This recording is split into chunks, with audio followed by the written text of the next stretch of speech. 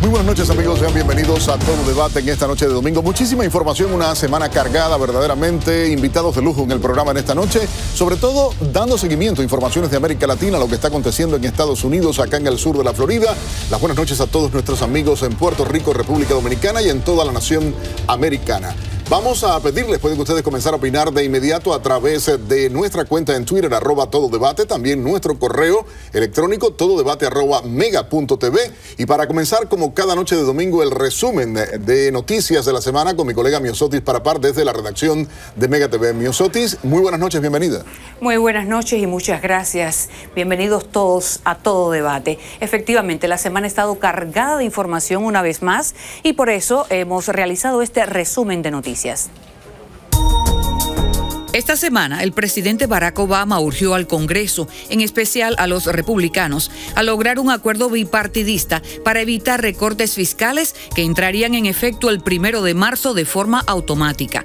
Desde la misma Casa Blanca, el mandatario calificó de arbitrarios y brutales los recortes que pudieran tener lugar a inicios del próximo mes.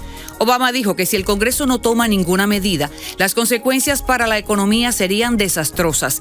Cientos de miles de personas perderían el acceso a servicios de salud. El país perdería la posibilidad de reaccionar a cualquier amenaza y crecería el desempleo. El senador por Florida, Marco Rubio, inició el pasado miércoles un viaje oficial a Jordania e Israel como parte de sus labores como miembro del Comité de Relaciones Exteriores del Senado. En 2 entrevistas que mantuvo con el presidente de Israel, Simón Peres, y el primer ministro Benjamin Netanyahu, el senador republicano por Florida y miembro del Comité de Relaciones Exteriores del Senado, respaldó en Jerusalén la demanda israelí de no permitir que Irán obtenga armas nucleares. Se trata de la segunda visita del senador Rubio, que ya estuvo en Jerusalén en el 2010 en visita privada y que esta vez realiza una gira por la región, incluyendo a Jordania. Las peticiones de subsidio por desempleo en Estados Unidos durante la semana que concluyó alcanzaron las 362,000 solicitudes, lo que supone 20,000 personas más en comparación con las 342,000 solicitudes de la cifra de la semana anterior, según informó en un comunicado el Departamento de Empleo de Estados Unidos. 10 semanas después de su más larga y complicada intervención quirúrgica en La Habana, Hugo Chávez regresó esta semana a Venezuela y lo había hecho caminando, según dijo una empleada del servicio de emergencia del Hospital Militar Dr. Carlos Arvelo en el noroeste de Caracas, donde quedó internado. El arribo del presidente venezolano generó euforia en la capital, pero también provocó una serie de interrogantes sobre el futuro inmediato del país. El gobierno había advertido que Chávez no puede hablar, ya que debe respirar a través de una cánula traqueal que le fue insertada debido a una severa insuficiencia respiratoria. En su último informe sobre el estado de salud de Hugo Chávez, el ministro de Comunicaciones, Ernesto Villegas, aseguró que los problemas respiratorios que ha presentado tras la 4ª cirugía en Cuba en diciembre persisten y su evolución no ha sido favorable. Entre tanto, el doctor José Rafael Marquina, quien ha estado dando partes no oficiales sobre el estado de salud del presidente venezolano, aseguró en las últimas horas que Hugo Chávez quedaría parapléjico. Universitarios venezolanos que habían protestado frente a la embajada cubana en Caracas exigieron pruebas de que Chávez puede gobernar Venezuela y advirtieron que habrán movilizaciones hacia el hospital militar. Por su parte, la oposición venezolana exigió transparencia al gobierno. La cantidad de horas en las escuelas que en lugar de dedicarse a hablar de química, física y matemáticas, se gastan en hablar de esas 5 personas. La conocida bloguera cubana Joanny Sánchez desató una gran polémica en ambos lados del estrecho de la Florida al comentar de manera irónica que el gobierno de Cuba malgasta recursos y tiempo en una campaña internacional de largo aliento a favor de la liberación de los 5 espías cubanos presos en Estados Unidos y que si los liberaban, el gobierno cubano se ahorraría millones. Horas después, Sánchez aclaró su posición en varios mensajes en las redes sociales. La cantidad de dinero que está gastando el gobierno de mi país en esa campaña de viajes por el mundo, espacios en la prensa internacional para la campaña de los 5 miembros del Ministerio del Interior, la cantidad de horas en las escuelas que se gastan en hablar de esas 5 personas, en aras de que eso termine, deberían liberarlos, explicó Sánchez en respuesta a la pregunta de un diputado brasileño. Sin embargo, después que esta información fuera publicada, la bloguera respondió a críticas en su contra y expresó: en ningún momento pedí en Brasil la liberación de sus 5 miembros del Ministerio del Interior. Utilicé la ironía para decir que si los liberaban ahora mismo, el país se ahorraría todos los millones que se gasta en su campaña, que ya dura 15 años. De ahí a pedir la liberación va un trecho enorme. Si la ironía no funcionó bien, si el nerviosismo o las palabras usadas no dejaron claro el mensaje, ruego me disculpen. Y este ha sido el resumen de noticias de la semana. Estos temas van a ser discutidos a continuación por los especialistas y Nelson Rubio en el estilo único de Todo Debate.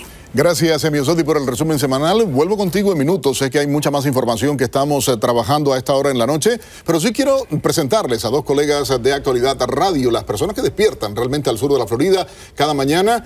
El maestro, y debo decirlo, Alfonso Quintero, con quien he trabajado muchos años también. Bienvenido, buenas noches. Buenas Alfonso, noches. Gracias por estar. ¿Qué tal, Nelson? Buenas noches para ti. Y por supuesto, Carlos Guillén, todo un periodista reconocido, venezolano igual, y parte del staff de este programa en la mañana también en Actualidad Radio, el trancón, el nombre que tiene el programa, eso de las calles llenas de gente. Pero bueno, lo cierto es que Venezuela, Colombia, la FARC, el diálogo, a todo esto, y hay encuestas que dicen el presidente de Colombia, Juan Manuel Santos, en estos momentos tiene una posición bien difícil realmente de cara al pueblo colombiano. Obviamente, Nelson, le cambió el discurso. Es decir, la gente que votó por Juan Manuel Santos quería que la política de Álvaro Uribe siguiera en Colombia. Y Juan Manuel Santos, en menos de 3 años, cambió todo lo que Álvaro Uribe y el pueblo colombiano venía aceptando durante 8 años, y era limpiar a Colombia de la violencia, de darle a Colombia la potestad de al fin poder encontrar la paz, pero como dijo el general norteamericano, para que tu enemigo negocie contigo tienes que vencerlo, y era la idea de Álvaro Uribe, derrotar la FARC para poder dialogar con ellas. En medio de todo esto hay una realidad. La confrontación entre Álvaro Uribe y el presidente Santos es evidente en las redes sociales, es evidente en cada palabra que dicen. Le ha llamado incluso Uribe a Santos canalla. Cantidad de adjetivos que ha tenido el presidente Uribe contra el presidente Santos, y ha sido quizás uno de los motores principales en la cual la gente ha abierto los ojos sobre lo que está pasando en Colombia, dentro de Colombia. Y lo hemos reflejado en las encuestas recientes. La popularidad del presidente Santos no ha sido la misma desde que asumió posesión, y el presidente Álvaro Uribe ha tomado la ofensiva, anunciando su lanzamiento como senador al Congreso colombiano, y obviamente despertando nuevamente, recordando lo que fue su campaña y su gobierno, en la cual se combatió directamente a las FARC, se logró minimizar muchísimo su rango de acción, inclusive acabando con la vida de sus líderes, y ahora el presidente Santos tiene que ingeniárselas para seguir subiendo las encuestas. Hay algo que llama la atención, y es la postura de Venezuela. O sea, el cambio que dio Santos, primero era el recontraenemigo de Chávez, y de momento mi mejor amigo. Un personaje bíblico, Judas Iscariote. Es decir, aquí, claro, es que cuando tú tienes definido como lo que estaba pasando en Colombia, la influencia de Hugo Chávez sobre la FARC, comprobado ya lo de Timochenko, lo de Iván Márquez, hay una foto, el que no la ha visto, de la revista semana.com, donde aparece el señor Iván Márquez en una Harley Davidson, y detrás de él aparece una camioneta de placa venezolana, creo que de Carabobo, lo que nos habla claramente que el señor Iván Márquez tenía su residencia en Venezuela, y todo esto lo sabía el cuerpo de inteligencia del ejército colombiano.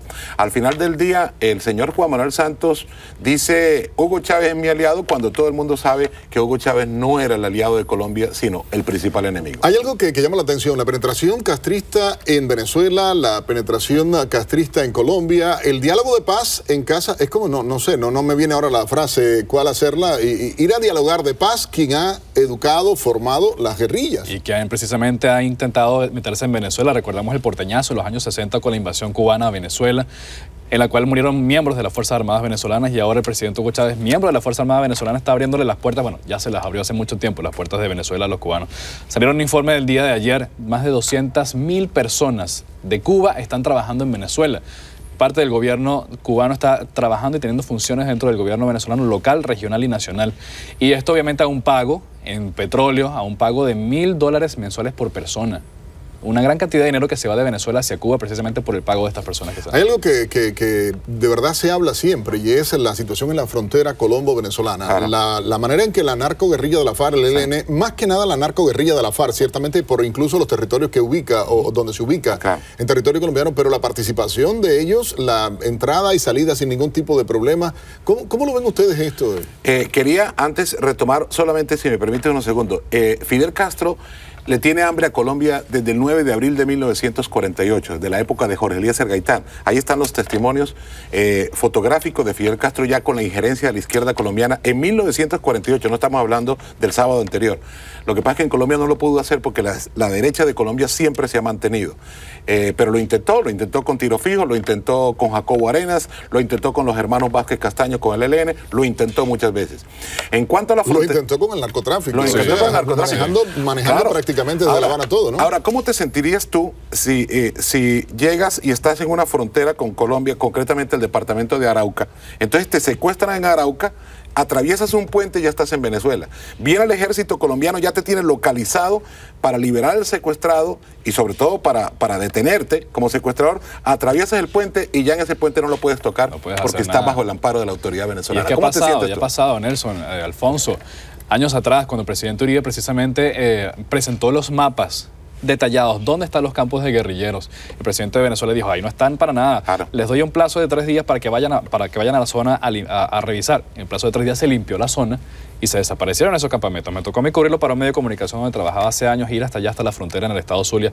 El propio jefe de la policía del estado Zulia, de la gobernación del estado Zulia, me dijo, nos comentaba a mí, a mi audiencia en aquel momento, existen guerrilleros aquí, en un mapa, en toda la zona de la frontera, en la Sierra de Perijá, bien detallado quiénes son los líderes de cada grupo, dónde están, dónde operan, cuántos son y cuántos secuestrados tienen, porque los secuestrados se le llevan a la frontera, a esta zona libre, donde no hay autoridad en la parte venezolana de la frontera. Pero es que se habla de un diálogo de paz. El presidente Juan Manuel Santos está hablando de un diálogo de paz. ¿Hasta dónde es cierto, como colombiano Alfonso, como venezolano Carlos, hasta dónde puede ser cierto, factible, un diálogo de paz cuando se sigue matando? Ahora dicen, nunca han torturado. Digo, bueno, y lo que yo he visto entonces, la gente que han asesinado, no...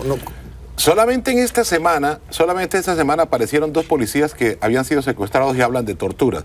Quisiera que escucharan esos testimonios de esos policías. Solamente por decirle estos 2 policías de esta semana. Torturas, vejaciones, secuestros, violaciones, tráfico de niños, drogadicción. Es decir, todo lo que corresponde a un ente maléfico. Mira, el tema del diálogo de paz, por ejemplo, a un colombiano como yo ya lo vuelve incrédulo. Estamos hablando de 5 presidentes. Este es el 5º. Este es el juego de Simón el Bobito. A ver cuál es el siguiente que cae. La FARC lo sabe. Cuando las FARC están diezmadas militarmente, proponen un diálogo de paz.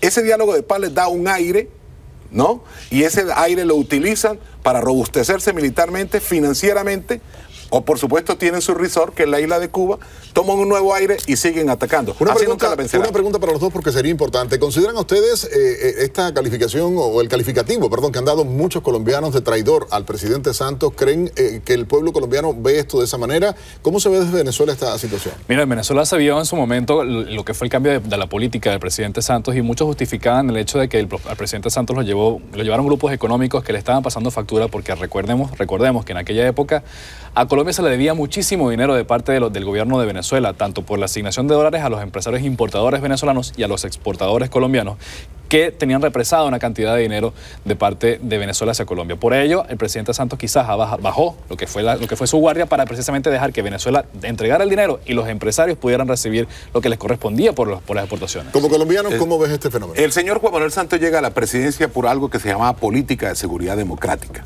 que fue la que propuso Álvaro Uribe. El pueblo colombiano votó por él por eso.